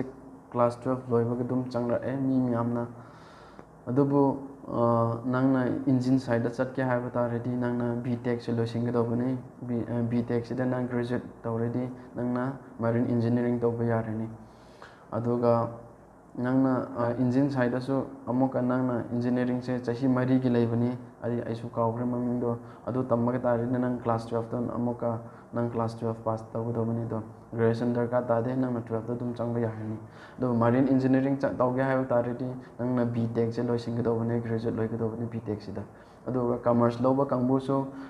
ꯅꯣꯏꯅ ꯑꯗꯨꯝ ꯃꯦꯅꯦꯖꯃꯦꯟꯗ ꯑꯗꯨꯝ ꯇꯝꯕ ꯌꯥꯔꯅꯤ ꯌꯥꯝ ꯐꯕ ꯀꯣꯂꯦꯖꯅ ꯃꯦꯅꯦꯖꯃꯦꯟꯒꯤ ꯇꯣꯂꯥꯅꯤꯁꯦ ꯑꯗꯨꯝ ꯅꯣꯏꯅ ꯃꯦꯅꯦꯖꯃꯦꯟꯒꯤꯗ ꯑꯗꯨꯝ ꯇꯧꯕ ꯌꯥꯔꯅꯤ ꯑꯩꯒꯤ ꯃꯣꯠꯇꯁꯨ ꯃꯥꯔꯆꯦꯟ ꯅꯦꯚꯤꯗ ꯆꯪꯒꯦ ꯍꯥꯏꯕ ꯇꯥꯔꯒꯗꯤ ꯈ꯭ꯋꯥꯏꯗꯒꯤ ꯑꯆꯨꯝꯕ ꯃꯇꯝꯁꯦ ꯀ꯭ꯂꯥꯁ 12 ꯂꯣꯏꯕꯒ ꯆꯪꯕꯁꯤꯅ ꯈ꯭ꯋꯥꯏꯗꯒꯤ ꯑꯆꯨꯝꯕ ꯃꯇꯝ ꯑꯣꯏꯒꯅꯤꯅ ꯈꯜꯂꯤ ꯑꯗꯨꯒ ꯀꯔꯤꯒꯨꯝꯕ ꯑꯗꯣꯝꯅ ꯏꯟꯖꯤꯟ ꯁꯥꯏꯠꯇ ꯏꯟꯇꯔꯦꯁ ꯂꯩꯔꯒ ꯕꯤꯇꯦꯛ ꯏꯟ ꯃꯦꯀꯥꯅꯤꯀꯦꯜ ꯏꯟꯖꯤꯅꯤꯌꯥꯔꯤꯡꯒꯨꯝꯕ ꯑꯗꯩꯗꯤ ꯏꯂꯦꯛꯇ꯭ꯔꯤꯀꯦꯜ ꯏꯟꯖꯤꯅꯤꯌꯥꯔꯤꯡꯒꯨꯝꯕ ꯇꯝꯃꯨꯔꯒ GMEꯒꯨꯝꯕ ꯑꯗꯩꯗꯤ ETO ꯒꯨꯝꯕ ꯀꯣꯔꯁ ꯇꯧꯒꯦ ꯍꯥꯏꯕ ꯇꯥꯔꯒꯗꯤ ꯑꯇꯣꯞꯄ ꯃꯑꯣꯡꯗ ꯍꯥꯏꯗꯤ ꯑꯇꯣꯞꯄ ꯃꯥꯏꯀꯩꯗ ꯂꯩꯈ꯭ꯔꯦꯀꯣ ꯁꯤꯒꯤ ꯑꯣꯏꯔꯒꯗꯤ ꯀꯩꯁꯨ ꯀꯥꯏꯗꯦ ꯑꯗꯣ ꯀꯔꯤꯒꯨꯝꯕ ꯑꯗꯣꯝꯅ BTech in Marine Engineering-gumba ꯑꯗꯩꯗꯤ BSc in Nautical Science ꯑꯗꯩꯗꯤ DNS Diploma in Nautical Science-gumba ꯇꯝꯒꯦ ꯍꯥꯏꯅ ꯋꯥꯈꯜꯗ ꯂꯩꯕꯤꯕ ꯇꯥꯔꯒꯗꯤ ꯈ꯭ꯋꯥꯏꯗꯒꯤ ꯆꯞ ꯆꯥꯕ ꯃꯇꯝꯁꯤꯗꯤ ꯀ꯭ꯂꯥꯁ 12 ꯂꯣꯏꯕꯁꯤ ꯑꯣꯏꯍꯟꯅꯤꯡꯉꯤ ꯑꯗꯨꯒ ꯀ꯭ꯂꯥꯁ 10 ꯄꯥꯁ ꯇꯧꯔꯒ ꯖꯤꯄꯤꯌꯔꯤꯡ ꯇꯝꯕꯁꯤꯗꯤ ꯌꯥꯔꯒꯗꯤ ꯇꯝꯕꯤꯔꯨꯔꯅꯨ ꯑꯩꯒꯤ ꯃꯣꯠꯇꯁꯨꯀꯣ ꯃꯔꯝꯗꯤ ꯆꯍꯤ ꯈꯨꯗꯤꯡꯒꯤ ꯁꯥꯇ꯭ꯔꯁꯦ ꯂꯥꯏꯛ ꯊꯥꯎꯖꯟꯁ 10,000 ꯁꯨꯃꯥꯏꯅꯒ ꯄ꯭ꯔꯣꯗ꯭ꯌꯨꯁ ꯇꯧꯔꯝꯒꯗ꯭ꯔꯥ ꯅꯠꯇ꯭ꯔꯒꯅ ꯌꯥꯝꯗ꯭ꯔꯕꯗ 2,000ꯗꯤ ꯄ꯭ꯔꯣꯗ꯭ꯌꯨꯁ ꯇꯧꯔꯝꯒꯅꯤꯀꯣ ꯆꯍꯤ ꯈꯨꯗꯤꯡꯒꯤ 2,000 ꯂꯥꯛꯇꯣꯏꯅꯦꯕ ꯁꯥꯇ꯭ꯔꯁꯦ ꯑꯗꯨ ꯑꯣꯏꯕ ꯇꯥꯔꯒꯗꯤ ꯁꯤꯞꯁꯤꯁꯨ ꯑꯃꯨꯛ ꯂꯤꯛꯏꯅꯦꯕ ꯃꯔꯝꯗꯤ ꯃꯇꯝ ꯑꯃꯗ ꯁꯤꯞ ꯑꯃꯗ ꯃꯤ 40-50 ꯊꯕꯛ ꯇꯧꯔꯝꯃꯦ ꯍꯧꯖꯤꯛꯇꯤ ꯁꯤꯞ ꯑꯃꯗ ꯃꯤ 35ꯗꯒꯤꯅ ꯃꯤ 25-30 13 ꯇꯧꯕꯁꯨ ꯑꯗꯨꯝ ꯌꯥꯎꯏꯀꯣ ꯑꯩꯈꯣꯏ ꯁꯨꯃꯥꯏꯅ ꯂꯩꯔꯛꯄꯅꯤꯅ ꯊꯕꯛ ꯄꯤꯕ ꯉꯝꯃꯛꯇꯕꯁꯨ ꯌꯥꯏ ꯑꯗꯨꯒ ꯖꯤꯄꯤꯌꯔꯤꯡ ꯀꯣꯔꯁ ꯇꯧꯕ ꯇꯥꯔꯒꯗꯤ ꯊꯕꯛꯁꯦ ꯄꯥꯛ ꯐꯪꯗꯦ ꯑꯩꯅ ꯍꯥꯏꯕ ꯑꯗꯨꯃꯥꯏꯅ ꯖꯤꯄꯤꯌꯔꯤꯡ ꯇꯝꯒꯦ ꯍꯥꯏꯕ ꯇꯥꯔꯒꯗꯤ ꯑꯩꯅ ꯃꯃꯥꯡꯗ ꯕ꯭ꯂꯣꯛ ꯁꯦꯝꯖꯈ꯭ꯔꯕꯅꯤ ꯑꯗꯨꯒ ꯑꯩꯅ ꯍꯥꯏꯔꯤꯕ ꯀꯣꯂꯦꯖꯁꯤꯡꯗꯣ ꯌꯥꯝꯅ ꯐꯒꯅꯦꯅ ꯈꯜꯂꯤ ꯁꯤꯒꯨꯝꯕ ꯀꯣꯂꯦꯖꯇ ꯇꯝꯍꯟꯅꯤꯡꯉꯤ ꯑꯩꯅ ꯍꯥꯏꯒꯗꯕꯗꯤ12 ꯀ꯭ꯂꯥꯁ 12 ꯂꯣꯏꯕꯒꯤ ꯀꯣꯔꯁꯇ ꯇꯝꯃꯣ ꯑꯗꯨꯒ ꯀꯝꯄꯅꯤꯁꯤꯡꯅ ꯄꯥꯝꯅꯕꯁꯨ ꯆꯍꯤ 12 ꯐꯥꯎꯒꯤ ꯃꯅꯨꯡꯗ ꯂꯩꯕꯁꯦ ꯃꯣꯏꯅ ꯌꯥꯝꯅ ꯄꯥꯝꯃꯤ ꯏꯂꯤꯖꯤꯕꯤꯂꯤꯇꯤꯗꯕꯨꯗꯤ ꯃꯣꯏꯅ 25 ꯍꯥꯏꯀꯣ ꯑꯗꯣ ꯀꯝꯄꯅꯤ ꯈꯔ ꯑꯃꯗꯗꯤ 12 ꯍꯦꯟꯗꯣꯛꯈꯤꯕ ꯇꯥꯔꯒꯗꯤ ꯂꯧꯔꯛꯇꯕ ꯀꯝꯄꯅꯤꯁꯨ ꯑꯗꯨꯝ ꯂꯩ ꯑꯗꯨꯒ ꯀꯔꯤꯒꯨꯝꯕ ꯑꯗꯣꯝꯁꯦ ꯍꯧꯖꯤꯛ ꯒ꯭ꯔꯦꯖꯨꯑꯦꯁꯟ ꯇꯧꯔꯤꯕ ꯑꯣꯏꯕ ꯇꯥꯔꯒꯗꯤꯀꯣ ꯌꯥꯔꯒꯗꯤ ꯒ꯭ꯔꯦꯖꯨꯑꯦꯁꯟꯁꯦ ꯂꯣꯏꯁꯤꯟꯍꯟꯅꯤꯡꯉꯤ ꯃꯔꯝꯗꯤ ꯑꯁꯤꯒꯤ ꯀꯣꯔꯁꯁꯦ ꯇꯧꯔꯨꯕ ꯑꯗꯨꯒ ꯁꯤꯒꯤ ꯂꯥꯏꯟꯗ ꯂꯥꯛꯄ ꯇꯥꯔꯒꯗꯤ ꯒ꯭ꯔꯦꯖꯨꯑꯦꯁꯟ ꯇꯧꯕꯁꯦ ꯈꯤꯇꯪ ꯋꯥꯅ ꯊꯣꯛꯀꯅꯤ ꯑꯇꯩ ꯂꯥꯏꯟꯗꯗꯤ ꯑꯗꯨꯝ ꯌꯥꯈꯤꯕ ꯌꯥꯏ ꯑꯗꯣ ꯁꯤꯒꯤ ꯂꯥꯏꯟꯗꯗꯤ ꯑꯩꯒꯤ ꯑꯣꯏꯅꯗꯤ 90%ꯗꯗꯤ ꯅꯣꯠ ꯄꯣꯁꯤꯕꯜ ꯍꯥꯏꯅ ꯍꯥꯏꯅꯤꯡꯉꯤ ꯑꯗꯣ ꯀꯔꯤꯒꯨꯝꯕ ꯑꯗꯣꯝꯅ ꯐꯥꯔꯁ ꯁꯦꯃꯤꯁꯇꯔꯁꯦ ꯈꯤꯇꯪ ꯇꯝꯕꯤꯕ ꯇꯥꯔꯒꯗꯤ ꯑꯗꯨꯝ ꯇ꯭ꯔꯥꯏ ꯇꯧꯕꯗ ꯀꯩꯁꯨ ꯀꯥꯏꯗꯦꯅ ꯈꯜꯂꯤ ꯑꯗꯨꯕꯨ ꯑꯩꯅ ꯍꯥꯏꯕꯗ ꯂꯧꯕꯤꯒꯅꯣꯕ ꯍꯥꯏꯗꯤ ꯁꯤꯒꯤ ꯂꯥꯏꯟꯗ ꯂꯥꯛꯇ꯭ꯔꯤꯉꯩ ꯃꯃꯥꯡꯗ ꯑꯗꯣꯝꯅ ꯁꯤꯒꯤ ꯃꯔꯝꯗ ꯌꯥꯝ ꯀꯨꯞꯅ ꯈꯟꯊꯕꯤꯌꯨꯕꯀꯣ ꯈꯟꯊꯕꯤꯔꯒ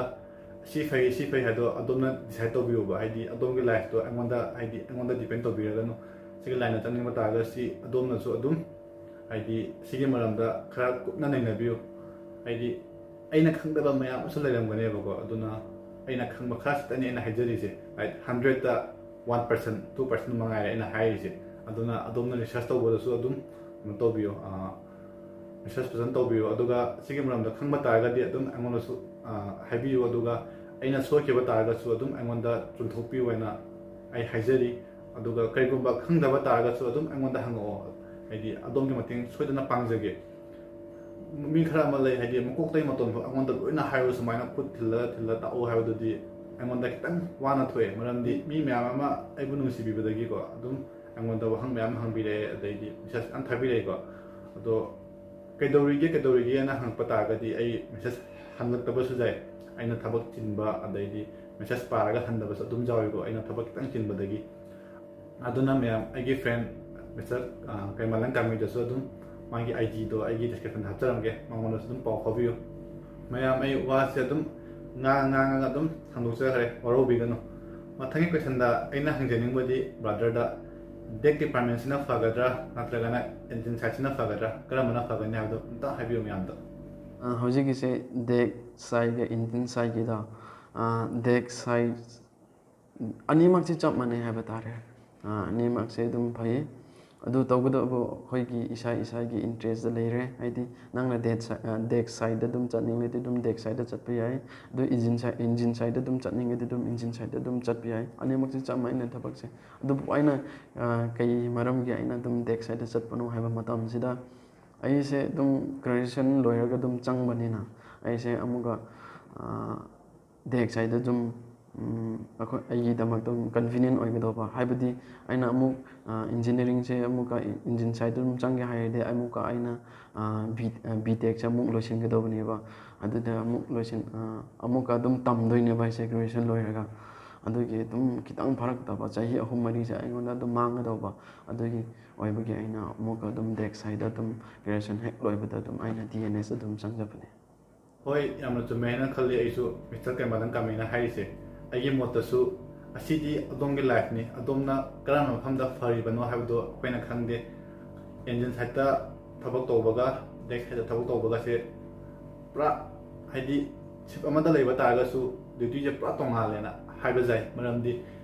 ꯗꯦꯛ ꯗꯤꯄꯥꯔꯠꯃꯦꯟꯅ ꯇꯧꯔꯛꯇꯣꯏꯁꯤꯅ ꯁꯤꯞꯀꯤ ꯀꯥꯔꯒꯣꯒꯨꯝꯕ ꯍꯥꯏꯗꯤ ꯑꯩꯈꯣꯏꯅ ꯊꯥꯎ ꯈꯪꯗꯦ ꯑꯦꯅꯤ ꯄꯣꯠ ꯄꯨꯕꯁꯤꯡꯗꯣ ꯃꯦꯟꯇꯦꯟ ꯇꯧꯔꯛꯄ ꯑꯗꯩꯗꯤ ꯁꯤꯞꯀꯤ ꯀꯩꯅꯣꯗ ꯑꯦꯅꯤ ꯁꯤꯞꯀꯤ ꯁꯦꯀ꯭ꯌꯨꯔꯤꯇꯤ ꯃꯌꯥꯝꯗꯣ ꯃꯣꯏꯅ ꯑꯃꯨꯛꯀ ꯑꯃꯨꯛ ꯃꯦꯟꯇꯦꯟ ꯇꯧꯔꯛꯇꯣꯏꯅꯤ ꯀꯩꯒꯨꯝꯕ ꯀꯣꯂꯤꯖꯟ ꯇꯧꯕ ꯇꯥꯔꯒꯗꯤ ꯀꯦꯞꯇꯦꯟꯗ ꯂꯥꯛꯇꯣꯏꯅꯦꯕ ꯃꯥꯒꯤ ꯔꯤꯛꯁꯁꯦꯀꯣ ꯑꯗꯣ ꯀꯩꯅꯣꯗ ꯏꯟꯖꯤꯟꯗ ꯑꯣꯏꯕ ꯇꯥꯔꯒꯗꯤ ꯑꯃꯨꯛꯀ ꯑꯃꯨꯛ ꯏꯟꯖꯤꯟꯒꯤ ꯀꯩꯅꯣ ꯃꯦꯟ ꯏꯟꯖꯤꯟ ꯑꯗꯩꯗꯤ ꯖꯦꯅꯦꯔꯦꯇꯔ ꯑꯗꯩꯗꯤ ꯃꯈꯜ ꯃꯈꯜꯒꯤ ꯀꯩꯅꯣ ꯃꯌꯥꯝ ꯂꯩꯈ꯭ꯔꯦꯕ ꯏꯟꯖꯤꯟ ꯁꯥꯏꯠꯇ ꯏꯟꯖꯤꯟ ꯃꯌꯥꯝ ꯂꯩꯈ꯭ꯔꯦ ꯁꯤ ꯃꯌꯥꯝꯁꯦ ꯃꯣꯏꯅ ꯄꯥꯟꯅꯔꯛꯇꯣꯏꯅꯦꯕꯀꯣ ꯑꯗꯨꯒ ꯃꯤꯅ ꯁꯨꯃꯥꯏꯅ ꯗꯦꯛ ꯁꯥꯏꯠ ꯑꯣꯔ ꯏꯟꯖꯤꯟ ꯁꯥꯏꯠꯇ ꯈꯟꯅꯔꯤꯁꯦ ꯃꯣꯏꯒꯤ ꯄꯔꯁꯣꯅꯦꯜꯗ ꯈꯟꯗꯕꯤꯗ ꯗꯦꯛ ꯁꯥꯏꯠꯇꯤ ꯆꯍꯤ ꯑꯃꯇꯪ ꯇꯝꯕ ꯂꯣꯏꯔꯒ ꯇꯝꯕ ꯌꯥꯏ ꯌꯥꯝ ꯊꯨꯅ ꯊꯕꯛ ꯇꯧꯒꯅꯤꯅ ꯈꯟꯕꯗꯣ ꯑꯁꯤ ꯁꯨꯃꯥꯏꯅ ꯈꯟꯕꯤꯕ ꯇꯥꯔꯒꯗꯤ ꯌꯥꯝ ꯊꯤꯅ ꯂꯥꯡꯒꯅꯤ ꯑꯗꯨꯒ ꯑꯩꯒꯤ ꯏꯃꯥꯟꯅꯕꯁꯤꯁꯨ ꯗꯦꯛ ꯁꯥꯏꯠꯇ ꯆꯠꯂꯤꯅꯤ ꯑꯗꯨꯗꯤ ꯑꯩꯁꯨ ꯗꯦꯛ ꯁꯥꯏꯠꯇ ꯗꯦꯛꯇ ꯇꯝꯒꯅꯤ ꯍꯥꯏꯅ ꯈꯟꯕ ꯇꯥꯔꯒꯁꯨ ꯌꯥꯝꯅ ꯂꯥꯜꯂꯤ ꯑꯗꯣꯝꯒꯤ ꯆꯣꯏꯁꯅꯤ ꯍꯥꯏꯗꯤ ꯑꯗꯣꯝꯅ ꯃꯨꯟꯅ ꯈꯜꯂꯒ ꯆꯣꯏꯁ ꯂꯧꯒꯗꯕꯅꯤ ꯑꯗꯣ ꯑꯩ ꯇꯤꯞꯁ ꯑꯃ ꯍꯥꯏꯖꯔꯝꯒꯦ ꯃꯌꯥꯝꯗ ꯀꯔꯤꯒꯨꯝꯕ ꯑꯗꯣꯝꯁꯦ ꯗꯦꯛꯇ ꯊꯕꯛ ꯇꯧꯕ ꯇꯥꯔꯒꯗꯤ ꯍꯌꯦꯡꯋꯥꯏ ꯑꯗꯨꯝ ꯀꯩꯅꯣꯗ ꯀꯣꯂꯦꯖꯀꯨꯝꯕꯗ ꯍꯥꯏꯗꯤ ꯏꯟꯇꯔꯚꯤꯌꯨꯒꯨꯝꯕ ꯇꯧꯕ ꯁꯤꯒꯨꯝꯕꯗ ꯀꯩꯅꯣꯁꯦ ꯗꯦꯛ ꯁꯥꯏꯠꯀꯤ ꯑꯣꯏꯅ ꯍꯥꯏꯗꯤ diploma in ꯅꯣꯇꯤꯀꯦꯜ ꯁꯥꯏꯟꯁꯀꯨꯝꯕ BSc in ꯅꯣꯇꯤꯀꯦꯜ science ꯇꯧꯕꯒꯨꯝꯕꯗ ꯃꯣꯏꯅ ꯏꯟꯇꯔꯚꯤꯌꯨ ꯇꯧꯕ ꯑꯗꯩꯗꯤ ꯃꯣꯏꯅ ꯀꯣꯂꯦꯖꯀꯤ ꯑꯣꯖꯥ ꯑꯣꯏꯕꯁꯨ ꯃꯌꯥꯝ ꯑꯃ ꯂꯩꯀꯣ ꯑꯗꯨꯒ ꯑꯦꯟꯖꯤꯟꯗꯒꯤ ꯀꯩꯅꯣꯒꯤ ꯃꯦꯔꯤꯇꯥꯏꯝ ꯄꯥꯏꯂꯣꯠ ꯍꯥꯏꯕꯗꯤ ꯀꯔꯤꯅꯣ ꯍꯥꯏꯕ ꯇꯥꯔꯒꯗꯤ ꯁꯤꯞꯁꯦ ꯀꯔꯤꯒꯨꯝꯕ ꯍꯥꯏꯗꯤ ꯃꯨꯝꯕꯥꯏ ꯄꯣꯔꯠꯅꯦꯅ ꯍꯥꯏꯔꯁꯤꯀꯣ ꯃꯨꯝꯕꯥꯏ ꯄꯣꯔꯠꯇ ꯁꯤꯞ ꯑꯃ ꯂꯥꯛꯄ ꯃꯇꯝꯗ ꯑꯇꯣꯞꯄ ꯀꯦꯞꯇꯦꯟꯁꯤꯡꯗꯨꯗꯤ ꯍꯥꯏꯗꯤ ꯑꯩꯈꯣꯏꯒꯤ ꯍꯥꯔꯕꯔ ꯍꯥꯏꯒꯗ꯭ꯔꯥ ꯑꯩꯈꯣꯏꯒꯤ ꯄꯣꯔꯠꯀꯤ ꯃꯅꯥꯛꯀꯤ ꯂꯝꯕꯤꯗ ꯃꯣꯏꯅ ꯐꯖꯅ ꯈꯪꯉꯣꯏꯗꯣꯏꯅꯦꯕ ꯁꯤꯒꯤ ꯃꯐꯝꯁꯤꯗ ꯗꯦꯞ ꯀꯌꯥꯝ ꯂꯩ ꯍꯥꯏꯕꯗꯤ ꯀꯌꯥꯝ ꯂꯨꯒꯦ ꯈꯣꯠꯀꯦ ꯍꯥꯏꯕꯁꯦ ꯃꯣꯏꯅ ꯈꯪꯉꯣꯏꯗꯣꯏꯅꯦꯕꯀꯣ ꯁꯤꯒꯨꯝꯕꯁꯤꯗ ꯍꯥꯏꯗꯤ ꯑꯩꯈꯣꯏꯅ ꯄꯥꯏꯂꯠ ꯆꯠꯂꯒ ꯄꯥꯏꯂꯠꯇ ꯀꯥꯔꯨꯔꯒ ꯃꯣꯏꯅ ꯂꯝꯕꯤ ꯇꯥꯛꯇꯣꯏꯅꯦꯕ ꯁꯨꯃꯥꯏꯅ ꯇꯧ ꯍꯥꯏꯕꯗꯤ ꯄꯥꯏꯂꯠꯁꯤꯗꯤ ꯑꯦꯛꯁꯄꯤꯔꯤꯌꯦꯟꯁ ꯀꯦꯞꯇꯦꯟꯒꯨꯝꯕꯅ ꯊꯕꯛ ꯀꯨꯏꯅ ꯇꯧꯔꯕ ꯃꯇꯨꯡꯗ ꯍꯥꯏꯗꯤ ꯑꯗꯨꯝ ꯌꯨꯝꯗ ꯂꯩꯅꯤꯡꯕ ꯃꯇꯝꯗ ꯊꯕꯛ ꯇꯧꯕꯗꯣ ꯍꯥꯏꯗꯤ ꯉꯥꯏꯍꯥꯛꯀꯤ ꯃꯥꯒꯤ ꯗ꯭ꯌꯨꯇꯤ ꯃꯇꯝꯗꯨꯒ ꯊꯕꯛ ꯇꯧꯔꯨꯔꯅꯤ ꯑꯗꯨꯒ ꯍꯜꯂꯛꯑꯒ ꯌꯨꯝꯗ ꯑꯗꯨꯝ ꯂꯩꯕꯗꯣ ꯁꯨꯃꯥꯏꯅ ꯇꯧꯕꯁꯨ ꯑꯗꯨꯝ ꯌꯥꯎꯏ ꯑꯗꯩꯗꯤ ꯀꯣꯂꯦꯖꯇ ꯑꯣꯖꯥ ꯑꯣꯏꯕꯁꯨ ꯃꯌꯥꯝ ꯌꯥꯎꯏ ꯃꯔꯆꯦꯟ ꯅꯦꯚꯤ ꯍꯥꯏꯗꯤ ꯆꯍꯤ 19-20 ꯊꯕꯛ ꯇꯧꯔ ꯂꯣꯏꯔꯕ ꯃꯇꯨꯡꯗ ꯁꯨꯃꯥꯏꯅ ꯑꯣꯏꯕ ꯃꯌꯥꯝ ꯑꯃ ꯂꯩꯀꯣ ꯑꯗꯨꯒ ꯑꯦꯟꯖꯤꯟ ꯁꯥꯏꯠꯇ ꯍꯥꯏꯕ ꯇꯥꯔꯒꯗꯤ ꯑꯦꯟꯖꯤꯟ ꯁꯥꯏꯠꯁꯨ ꯆꯤꯞ ꯏꯟꯖꯤꯅꯤꯌꯔꯒꯨꯝꯕ ꯔꯦꯡꯁꯦ ꯇꯧꯕ ꯂꯣꯏꯔꯒꯀꯣ ꯍꯥꯏꯗꯤ ꯁꯤꯞꯅ ꯍꯥꯏꯗꯤ ꯃꯨꯝꯕꯥꯏꯗ ꯂꯥꯛꯄ ꯃꯇꯝꯗ ꯃꯣꯏꯅ ꯁꯤꯞꯁꯤꯡꯁꯤꯒꯤ ꯏꯟꯁꯄꯦꯛꯁꯟ ꯆꯠꯄꯒꯨꯝꯕ ꯑꯗꯩꯗꯤ ꯁꯤꯞ ꯌꯥꯔꯗꯒꯨꯝꯕꯗ ꯁꯤꯞ ꯑꯅꯧꯕ ꯁꯥꯕ ꯃꯇꯝꯗ ꯃꯣꯏꯅꯒ ꯍꯥꯏꯗꯤ ꯒꯥꯏꯗ ꯇꯧꯕꯒꯨꯝꯕ ꯑꯥꯔꯀꯤꯇꯦꯛꯁꯨ ꯑꯗꯨꯝ ꯂꯩꯔꯤꯀꯣ ꯑꯗꯣ ꯃꯈꯣꯏꯅꯁꯨ ꯑꯗꯨꯝ ꯌꯥꯎꯋꯦ ꯅꯠꯇ꯭ꯔꯒꯅ ꯑꯣꯐꯁꯣꯔꯗ ꯑꯗꯩꯗꯤ ꯔꯤꯛꯀꯨꯝꯕ ꯑꯣꯏꯜ ꯔꯤꯛꯁꯇꯤ ꯃꯌꯥꯝꯅ ꯑꯗꯨꯝ ꯈꯪꯕꯤꯔꯝꯃꯅꯤ ꯊꯥꯎ ꯆꯤꯡꯊꯣꯛꯅꯕ ꯃꯐꯝꯗꯣ ꯑꯁꯤꯒꯨꯝꯕ ꯑꯗꯩꯗꯤ ꯄꯣꯔꯠꯀꯨꯝꯕꯗꯁꯨ ꯑꯗꯨꯝ ꯊꯕꯛꯀꯤ ꯑꯦꯗꯚꯥꯟꯇꯦꯖ ꯃꯌꯥꯝ ꯑꯃ ꯂꯩ ꯑꯗꯩꯗꯤ ꯀꯣꯂꯦꯖꯇꯁꯨ ꯏꯟꯖꯤꯟꯒꯤ ꯁꯥꯏꯠꯇ ꯇꯝꯃꯛꯄ ꯃꯤꯁꯤꯡꯗ ꯃꯈꯣꯏꯅ ꯑꯗꯨꯝ ꯇꯥꯛꯇꯣꯏꯅꯦꯕꯀꯣ ꯑꯗꯨꯅ ꯑꯁꯤꯒꯤ ꯁꯥꯏꯠꯇꯁꯨ ꯑꯗꯨꯝ ꯀꯥꯟꯅꯩ ꯑꯗꯣ ꯃꯌꯥꯝꯒꯤ ꯆꯣꯏꯁꯅꯤ ꯃꯌꯥꯝꯅ ꯐꯖꯅ ꯍꯥꯏꯗꯤ ꯑꯗꯣꯝꯒꯤ ꯄꯦꯔꯦꯟꯁꯀ ꯑꯗꯩꯗꯤ ꯑꯗꯣꯝꯒꯤ ꯀꯔꯤꯒꯨꯝꯕ ꯑꯁꯤꯒꯤ ꯂꯥꯏꯟꯗ ꯈꯪꯕ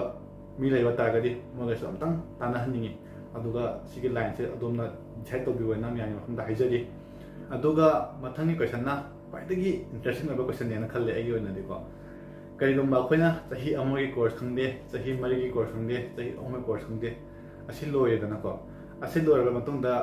हाइदि मी म्यामना खोइसे पैसा म्याम हाइदि सगदगी तारकवा दुमाइना पैसा म्याम पायना खल्लिसे बदर से जुमेना खनब्रा क्लास कनोसे कोर्स लोइबगा खोइ अर्निंग तौरेना बदरना खनबिब्रा असिगे मतंगसु अदुम बदरगे मोतो खितंग खंगनिंगे खितंग हाइबिउ सिगे मतंगसु होय अर्निंग दी खितंग फंगबा होरनी हाइबदी DNS ओइगेरा BSc ओइगेरा अदो हेक कोर्स दो लोइबा मतुंगदा ꯀꯝꯄꯅꯤꯅ ꯅꯉꯣꯟꯗ ꯊꯥ 3 ꯅꯠꯇ꯭ꯔꯒ ꯊꯥ 6ꯁꯦ ꯑꯗꯨꯝ ꯋꯦꯇꯤꯡ ꯂꯩꯍꯟꯒꯅꯤ, ꯌꯨꯝꯗ ꯂꯩꯍꯟꯒꯅꯤ. ꯑꯗꯨ ꯃꯇꯨꯡꯗ ꯑꯃꯨꯛ ꯍꯦꯛ ꯂꯣꯏꯕꯗ ꯀꯝꯄꯅꯤꯅ ꯅꯉꯣꯟꯗ ꯁꯤꯞꯇ ꯖꯣꯏꯟ ꯇꯧꯅ ꯑꯗꯨꯝ ꯀꯧꯔꯛꯀꯅꯤ. ꯑꯗꯨ ꯃꯇꯨꯡꯗ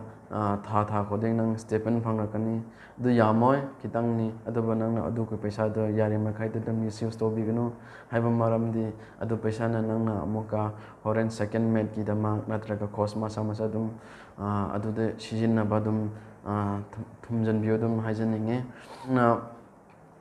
ꯑꯥꯔꯅꯤꯡꯁꯦ ꯑꯗꯣ ꯁꯤꯠ ꯇ꯭ꯔꯦꯅꯤꯡ ꯑꯣꯟꯕꯣꯔꯠ 18 ꯃꯟꯁꯀꯨꯝꯕ 12 ꯃꯟꯁꯀꯨꯝꯕ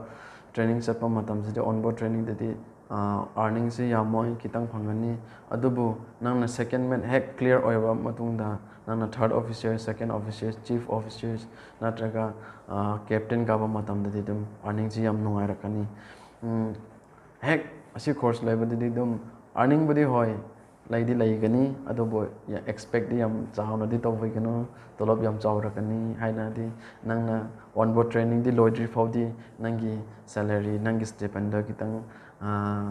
ꯂꯣ ꯑꯣꯏꯒꯅꯤ, ꯌꯥꯝꯃꯣꯏ ꯑꯗꯨꯝ ꯍꯥꯏꯖꯅꯤꯡꯉꯤ. ꯍꯧꯖꯤꯛꯇꯤ ꯃꯌꯥꯝ ꯄꯨꯝꯅꯃꯛꯅꯁꯨ ꯈꯪꯕꯤꯔꯝꯃꯅꯤꯅ ꯈꯜꯂꯤ. ꯁꯨꯃꯥꯏꯅ ꯆꯍꯤ ꯑꯃꯒꯤ ꯀꯣꯔꯁ, ꯑꯗꯩꯗꯤ चही 4गी कोर्स, चही 3गी कोर्स है कोर्स मखल मैम लेखरेको सिगुब कोर्स तब लोबगा पैसा पाइने है खितंग वागनी खल्ले मरमदी अखोइना सिदा फंगलक्लिबा पैसासे यामबसु नत्तेको हाइदि ऑफिसर सिंग येंगनाबा तारगदिको यामबसु नत्रे अदुगा अखोइना हाइदि 18 मंथ्स की सी एक्सपीरियंस सिदा अखोइ पैसासे दुपा लाख अहुमदगिना मंगा फाउगे मनुंगदा दुम तांगनेन खल्लिको 18 मंथ्स सिदा सिदा तालको मतमदा अखोइसे अमकमु हाइदि डेक साइड की ओइना हाइजरगेको डेक साइड की ओइबा तारगदि अखोइसे आरपा गुंबा अदैदि एक्डिस गुंबा अदैदि GMDSS गुंबा अदैदि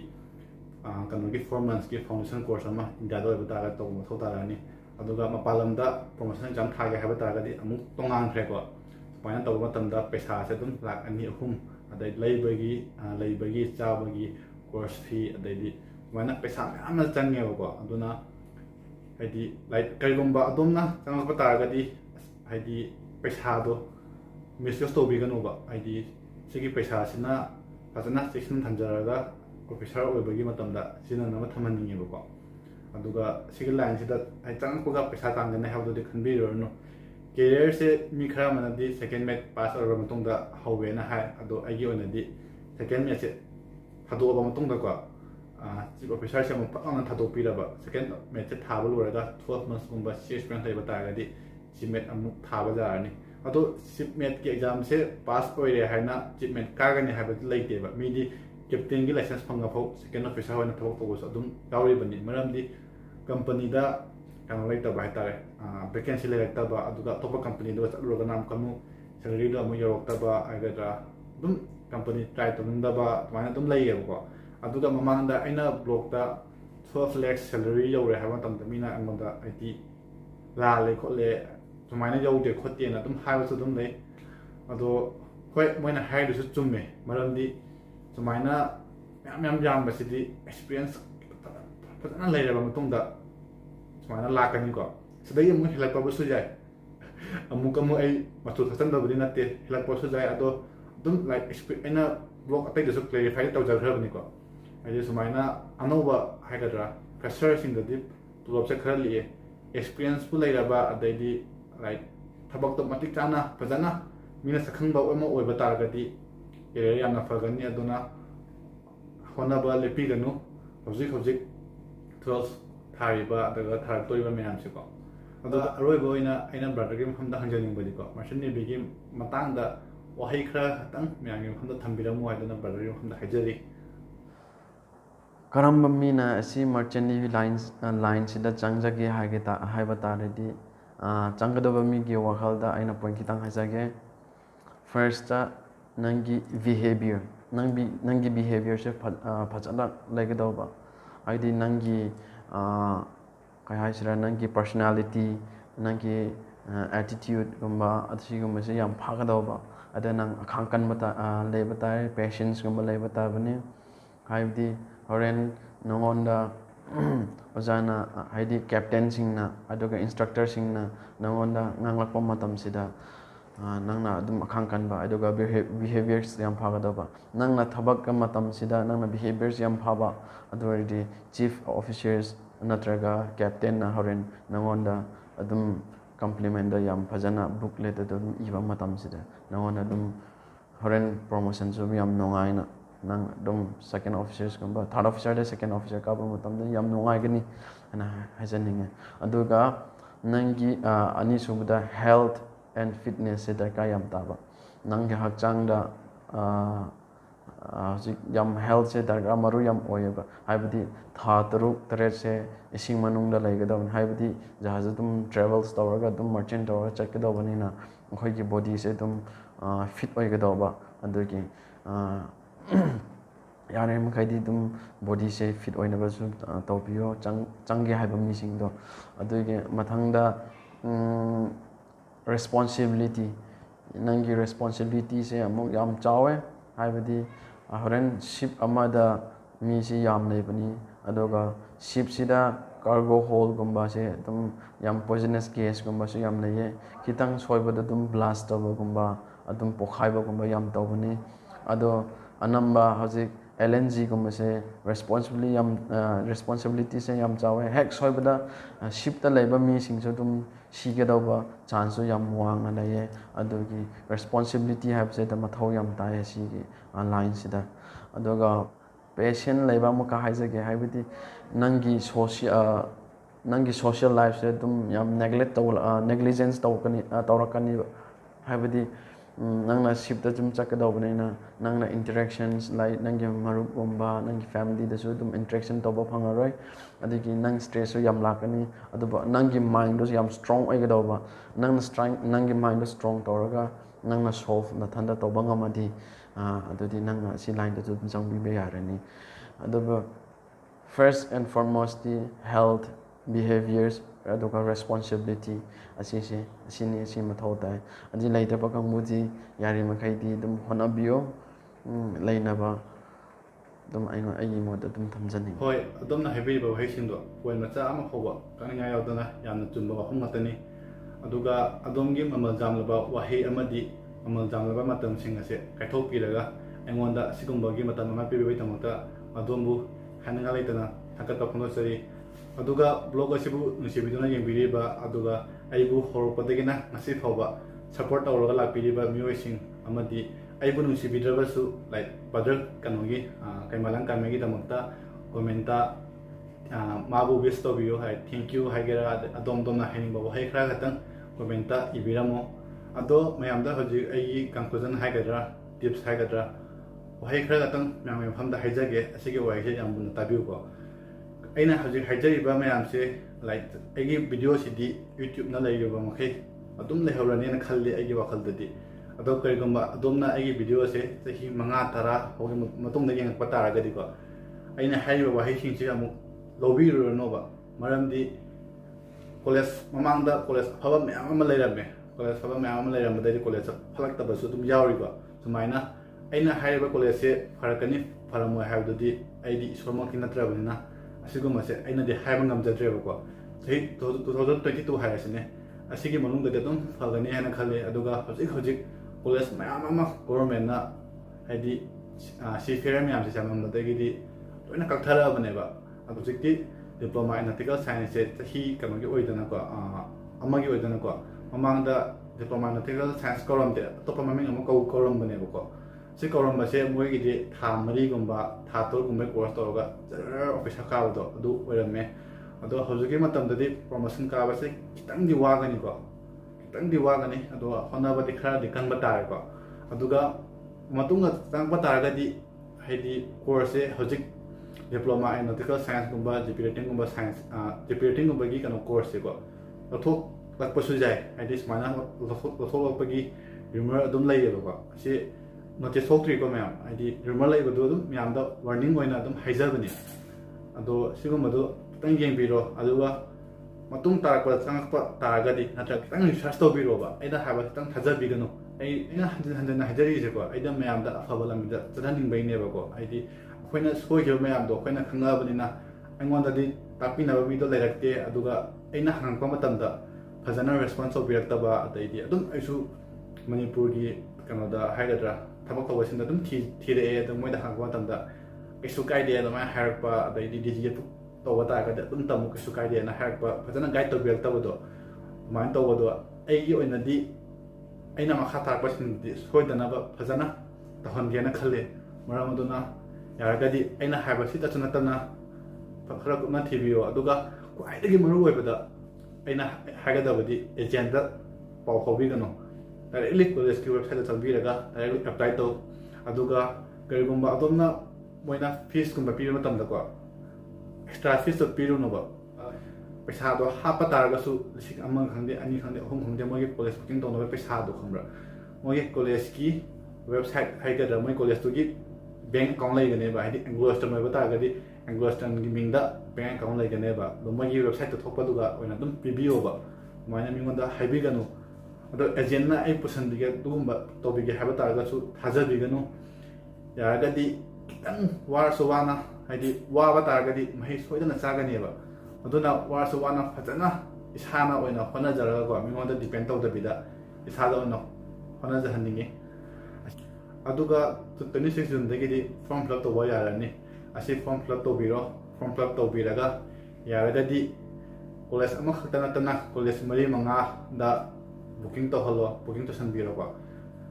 बुकिंग तौसनबिरगा हाइदि बुकिंग तौबा मतमदा IMUCT गी एडमिट कार्ड मथौ ताबनेबा अदु मोइना हाइदि एडमिट कार्ड नत्रगस मोइगी पिन नंबर दो हाइदि मोइगी नंबर अमा पिरकने एनरोलमेंट नंबर अमा पिरकनेबा अदुगी नंबर दु सुमथौ ताबने अदुना कॉलेज इंदा अप्लाई तौदरि ममांगदा नंगी कनो IMUCT दो हाना बुकिंग तौबिरो बुकिंग तौबिरगा कॉलेज मरी मंगादा पाउ फाउबिरो अदुगा बादरनासु हाइदि मिस्टर केमलन कामिनासु हाइबिरो सुमाइना हाइदि IMUCT एग्जाम से अगस्त थानी को हस सही होनदि अगस्त की डेट क्या 22 अदाइदा आई चप साबदि कावखरे अदाइदा थागनेबको अदाइदा थादगे ममांगदा हनति मतमसु यामना लेत्रबनिना हजिक मतम से जरलाना इंटरव्यू साइकोमेट्रिक टेस्ट जरलाना तौरकनेबको अदो कंपनी सिंगनसु नोंगदा अदुम नना बुकिंग तौब तारगदि मोइना नोंगदा हाइदि सिगी मार्क्स चलो अदैदि VSF चलो स्कॉर्पियो चलो BSM चलो है कंपनी मैम लेना सिगे मोना इंटरव्यू भी थारकने कॉलेज नमग लिंक मरम मैम पुनमक हनक चतौरीब नत्रगना तुंग लातौर पुनमकसु है साइड मैम मफम विश तौजरी लोसनजरगे हजिक फाव यंबीब तारगदी अदोमबु हानिगा लेतना थकप फोंदोकचरी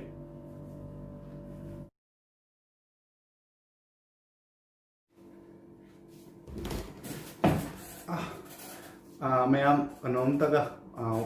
हाइजहरगे ममांगी Q&A ब्लॉग लाइक सिंगल के मरमदा मैमदको वरी अमा लीगेना खंजरमनेबा अदो अइना खलीसे वरी से अइना लीब तारगदी अइसे वरी लीबा हेतबनिनाको मैमना नुंगाइबिररोयना खलगा अइसे एक्टिंग तौगेना खलमबनेबा एक्टिंग तौगेना खलमबा तारगसु अइ एक्टिंग तौरगा येंगे हाइबु याद्रे अदुगा ममांगी अइगी सोमागा तौरगा कोइना पाइबेटिक लागा तौरगा वीडियो अमा सेंगिबदो अदुइदो अइसु पक्तबनेबा अइ सामकनसु येंगिंद्रे अदुगा मीनसु येंगिंदे हाना हाइबिरकवा मैम अमा लई अदुगा नुसिबिदुना फजैना थगतिबसु मैम अमा लई मपुनमसु थगचरी अदुगा अइना हाइजदबना मरम ओरगा अइगी मरुप अमादगी कांगलै किंग हाना लई मागे चैनल से अदो मागे मतेंग तौरगा मैमगे मफमदा वरी अमा खदो तौजगे मैम वरी सिबु अमतंग येंगिनारसे थोय नंग कई चानिंगे नंग चानिंबम दि हाइबना दा जो अंगम बिजागे दा येरुम चागे येरुम याम चानिंग थोय से नंग चानिंग हाइबदो दाने येरुम फुटोंग लेरा से कइनु अइना चागे हाइबे येरुम दि अफुटपसु नतना येरुम ताव चागे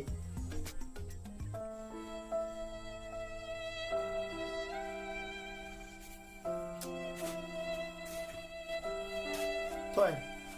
से नंग ओमलेट चानी हाइबदो ओमलेट तौरा से कइनु दा अइना मु चागे हाइबदि येरुम अतावसु नतना येरुम अफुटपदिने अइना मु चागे हाइबदि नंग येरुम चागे हाइबदो अफुटपजु पोरे से अंगौजु पोरे नंग थोंबा सा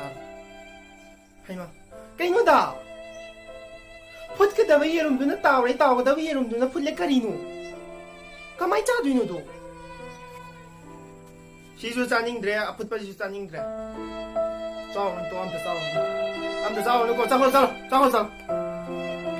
그럼 Hi,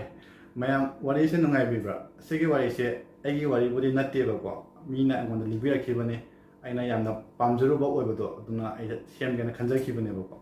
Kana na sema ko wari no du budai khanja dre ngon da mina libira ki bane. Ado mayam wari se loi ba natte. Wari si kitang hatani aina mayam hunna ko to jari ba se. Kari gomba mayam na full video se yenge haiba ta ga di ai description da hapsaran ge. Brother ki nungai ba skit mayam lei bane. adum subscribe to boda kesu kai den khale subscribe is free ko aduga myam my channel la chambi raga my channel busu support to biwana hajari aduga marup pusu aina khanjaru bawari se aduga haidi ai ki dream sibu fulfill to bibi damukta brother busu thaka ta hono sari myam kaina rasi blog asibu yengbiriba from kodima pusu thaka ta hono sari aduga tholok liba link myam sida ama hakta da nambiraga aigi mamangi blog sing adu yengba yabigani mayam channel sibu subscribe to ba kabigano